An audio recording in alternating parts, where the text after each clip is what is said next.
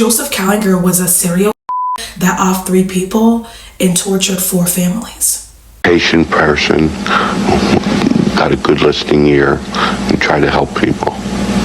You're patient with a good ear, and you try to help people. Yes. When you're not trying to murder them. Yes. When Kallinger's reign of terror ended, 3 were dead, including his 14-year-old son. You murdered your own son? Yes, I did. Why did you do that? He was a sacrifice. I was to murder 3 million people on planet Earth. And he was a sacrifice to see if I could murder one of my own. At the end of murdering all the people on Earth, I was going to murder my own family and then take my own life and become God. Let's get into his childhood. He had a rough upbringing. He was adopted and his adoptive parents abused him. Even though some people would like to push past that and break generational curses, he continued on this abuse when he created his family. He had 7 kids and a wife. When he created his own family, he ran a strict household where only his birthday was celebrated. He abused his kids often. He would hit them with different things, hold things up against their body, burning them. He would starve them at times. And they all said that he had a torture dungeon in the basement for them. The mom described her years with him as horrible. She said that he was very controlling. She would get up at midnight to make him tea. But things took a shift when his kids reported him for his abuse. So when he was on trial for child abuse, his kids testified against him. And this is when a lot of things came out about what was happening in his household. His daughter, Mary Jo, talked about how he would ask her to choose a horse because he loved betting on the horse races. And if he returned home and the horse that she chose lost, he would beat her.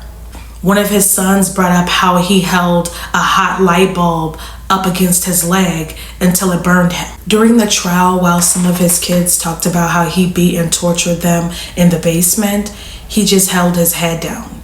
He refused to make eye contact with any of them.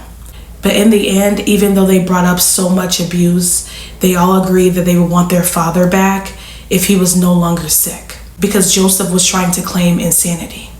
During the time that he spent in prison for his child abuse charges, his shoe repair company started suffering because no shoe repairs were getting done.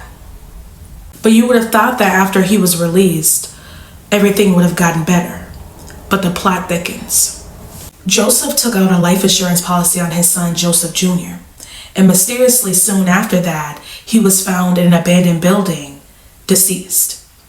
The police and the life insurance company believed this was foul play, so he was not awarded the insurance policy money. Joseph Kallinger's wrath didn't stop with his children, because in November of 1974, him and his son Michael went on a crime spree. They went from Philadelphia to Baltimore to New Jersey, where they murdered 3 people and then tortured and essayed 4 families. One of the people whose life they took was a nurse because she refused to follow Joseph's commands. When they had the people bound, one of the people was able to untie themselves and go and ask for help. And this is when Joseph Kallinger and his son got away via the bus. They tracked them down because their DNA was left at the scene. Joseph Jr. was given some time in juvie, but once he turned 21, he changed his name and he disappeared. Meanwhile, Mr. Kallinger was being charged with his son's mysterious death and the death of the other 2 people that they killed during the crime spree. It's sad to see people keep the cycle of abuse going. Don't forget to like and subscribe and let me know what you guys think about this case in the comments, and I'll see you in the next case.